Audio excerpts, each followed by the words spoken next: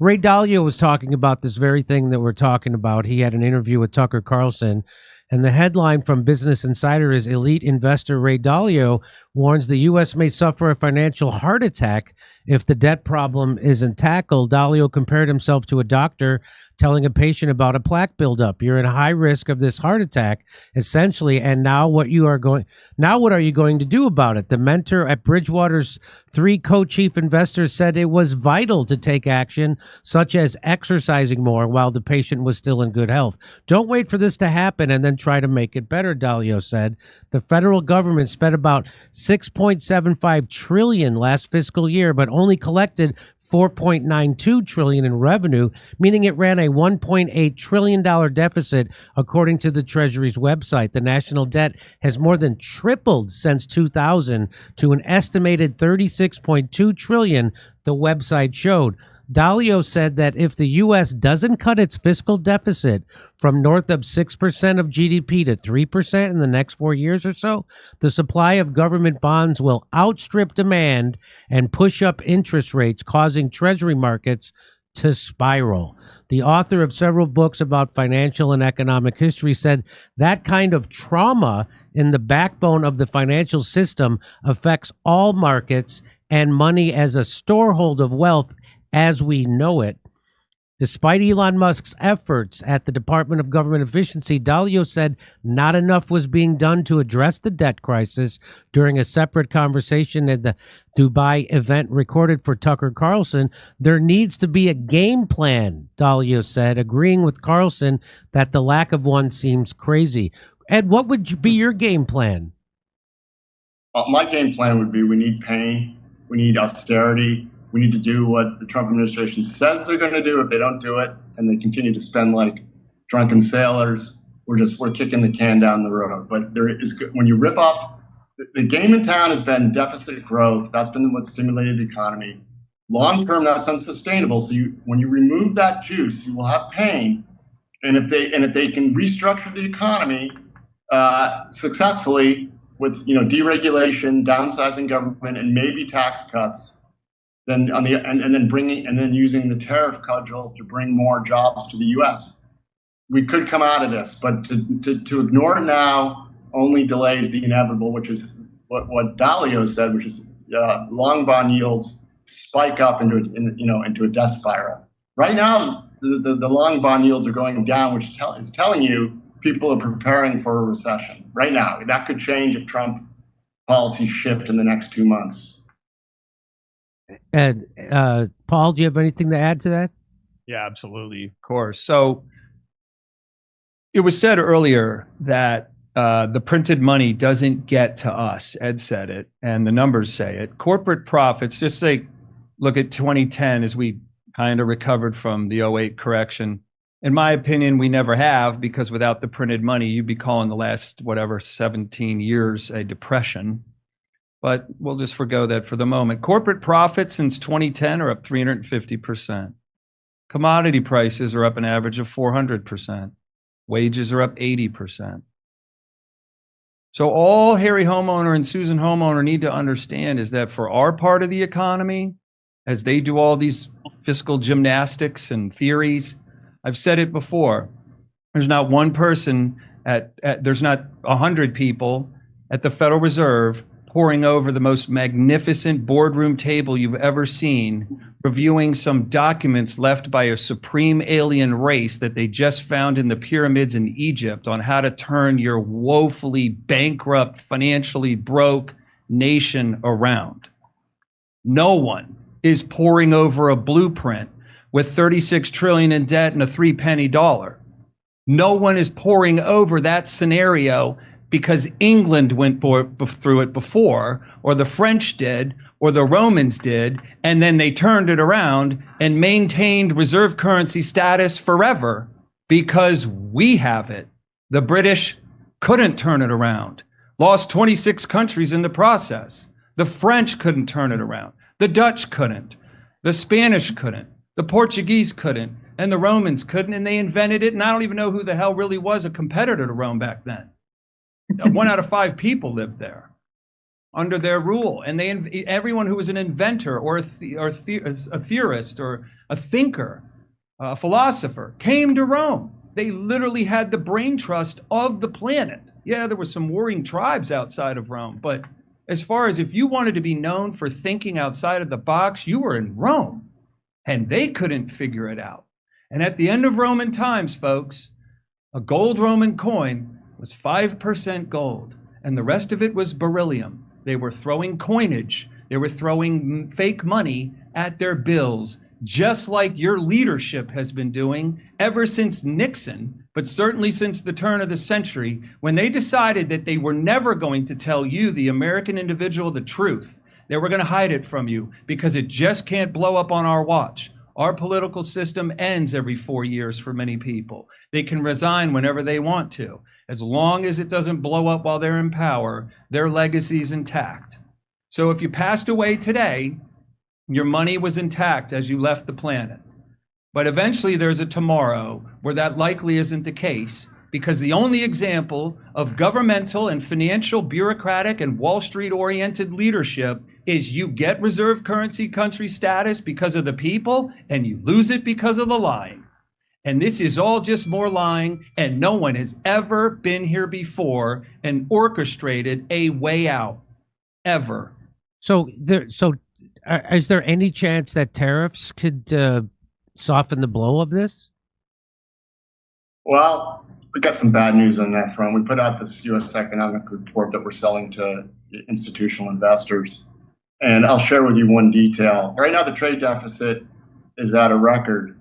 In an economic downturn, that trade deficit shrinks.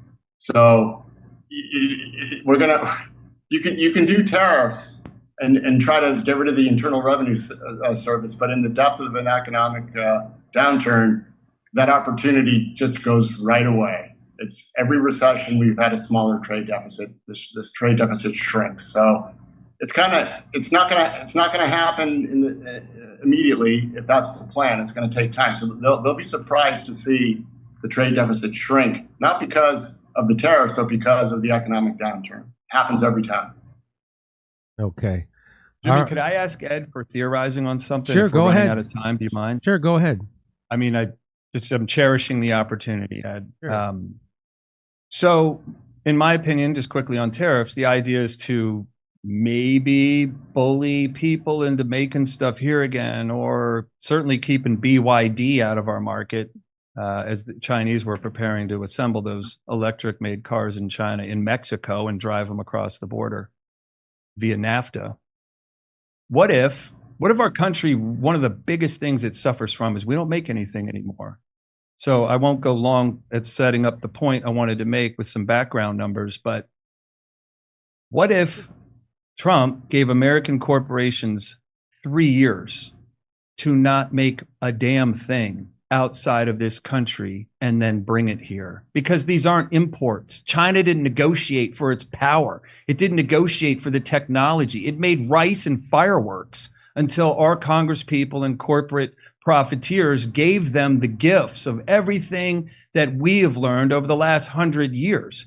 Their wealth went from $330 billion GDP in 1990 to 17, 18 trillion today, all because of our corporate profiteers, American-made companies having stuff made over there, and our Congress people letting it happen. So what if making stuff again, literally everything, and I know the hardship, and you could probably articulate that very well, would be terrible. I may not say horrific, but terrible. But it would be the thing that does throw down a bit of a gauntlet and says we're at least going to be a country that lives and dies by what it makes and consumes here in this country. China be damned. China would go back into the rice paddies because they wouldn't have our economy that causes them to have one in the first place. What if instead of tariffs, we just said American corporations have 3 years and that's it? Nothing comes in. If you're an American corporation, nothing comes into this country from outside the country anymore. And on a theoretical basis, it sounds awesome, and I agree with it. The problem, the problem is the implementation, right? I know it'd be rough. Right. So right now, Congress is pretty evenly divided. The red team has a slight majority this time. It's something that would be awesome if it could happen, but I just don't see that happening. I mean, it needs to be done. It needs to be done. But look. To your point, what people don't understand is once we started the NAFTA under Bill Clinton, we began the financialization of the U.S. economy on the back of the reserve currency. So that's why the financial sector, myself included, I was one of those people, BlackRock, that benefited from financialization of the economy. When you step back and look at it, we have an economy that's got insurance professionals, stockbroking professionals, Wall Street professionals, private equity professionals. So that's harvesting the U.S. economy from a financial standpoint.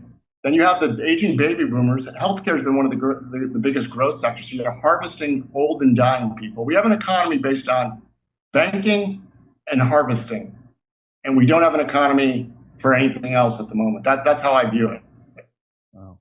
So it might shock you to know that out of 100 transactions in 1990 that went off inside of America, 82 of those transactions happened on something made here. And today, out of 100 transactions that go off in America, 11 happen on something made in America. And there it is. And this is why we have this generational problem. That's why Trump won, because the real wage growth is -2%. It's the economy, stupid. And he's got 2 years to make something happen. He's only got 2. And if it gets away from him, we got problems.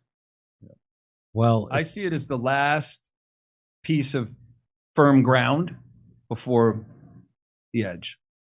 Yeah. Last 2 years before the edge. That's how I look at it. And I'm not predicting. That's just me. If he does austerity and he allows a recession to happen, the Republicans will lose the House and the Senate. And so then he's a lame duck. And then they just go back to money printing. Well, the key is he's going to jam his stuff right now so that it starts taking effect by, at least the summer of 2026. You want to rip the Band-Aid off as fast as you can. This is what happened to Ronald Reagan. He got elected. He had a recession in 80, 81. Then and the end of 82 into 83, things started to take off. We had the booming 80s under Reagan. That's the hope. That's their plan. That's their model, and it has to happen quickly. And to be honest, when Dowd was announced, I was mildly optimistic. I'm surprised at the speed with which they got in there. They rebranded a government program, U.S. Digital Services, and got in there right away. I wasn't expecting this to happen quickly. I was expecting committees, policies, legislation, nonsense. So the good news is they're moving fast. They're going to break some stuff along the way, but you got to root for Trump until you don't want to root for him. Okay, well, as Steve Bannon says, they got to go across the Potomac and go to the Pentagon. So, and Steve Bannon is the voice of reason.